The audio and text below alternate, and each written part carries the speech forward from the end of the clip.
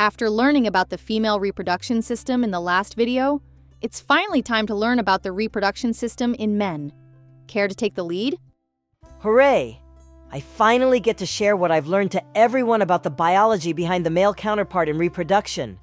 With all these books, you must have been studying a lot. Well, I think it's important to learn as much as you can about your own body, for the sake of your health, knowledge, and overall growth. Then what are we waiting for? Let's get started. Based on the information we learned from the last video, the biological process of forming gametes from cell division for men is known as spermatogenesis. As the name suggests, the male gamete is called a sperm. They may be tiny, but there's a lot that goes on in them that makes them essential in the reproduction process. I better bring out my microscope to get a good view of them. How interesting that something so small can do so much. Fascinating, aren't they? They use their tail, or flagella, to move with the aid of mitochondria, and their head, also known as the acrosome, to interact with the egg with enzymes that help with fertilization. So if the egg in the female body is found in the uterus, where is the sperm stored in men? They're first made in the testes, specifically from tubes called seminiferous tubules.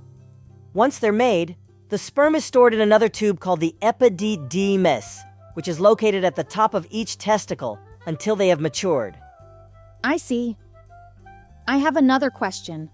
If women produce a hormone called estrogen during the reproduction process, what's the male counterpart called since hormones play a role for both of their systems? I'm glad you asked. Men produce hormones known as testosterone, which are also made in the testes from Leydig cells. Like women, testosterone helps with the production of gametes in men. In addition, it is also responsible for certain characteristics during puberty, such as body hair growth and the deepening of your voice. Speaking of hormones, I read that the gonadotropin-releasing hormone, GnRH, the follicle-stimulating hormone, FSH, and the luteinizing hormone, LH, are also found in men. Do they work the same as they do in women? Yeah, pretty much. For LH, it's sometimes called the interstitial cell stimulating hormone, or the ICSH. Different name, but same hormone. These hormones also signal the start of sex hormones in men from their respective body parts. I would say that one of the main differences between men and women is that in men, the Sertoli cells in the seminiferous tubules produce a hormone known as inhibin when sperm count is too high. With this hormone, the release of GnRH and FSH stops, and spermatogenesis is slowed down until the sperm count is 20 million per milliliter. In addition, unlike women, men can produce gametes throughout their whole life, but they may not be able to produce as much as they age due to their testosterone level decreasing over time. It's pretty interesting to see the similarities and differences between men and women, not only through their outward appearance, but also through their biological systems. And understanding both men and women will make understanding fertilization and reproduction a lot easier. Since we learned both systems, what are we waiting for? Let's jump right into it. As mentioned earlier, the sperm and egg will need to interact with each other in order to start the reproduction process. It sounds like a simple process, but it's actually pretty difficult for the sperm to even get in contact with the egg. That's because the female reproductive system is designed to protect the vagina and uterus from anything that can cause an infection, including sexually transmitted infections, and cervical mucus that help the sperm go through the reproductive system. But to the sperm that do make it to the egg, they begin a process called sperm binding.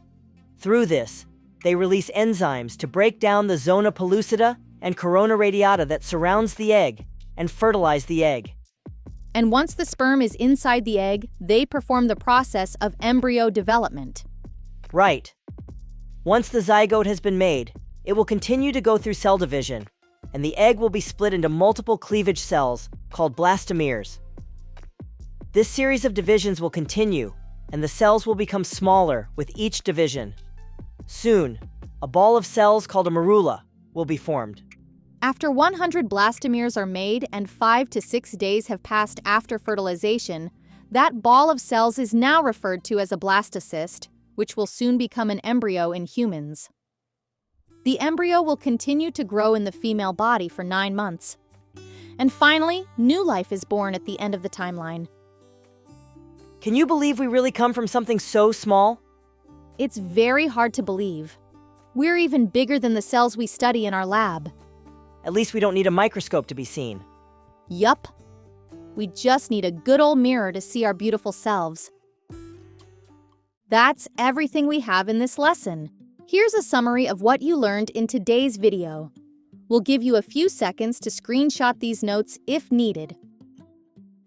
For a more in-depth review of what you learned, go to www.ScienceAide.com and access our study guide, download the PDF, and learn science smarter.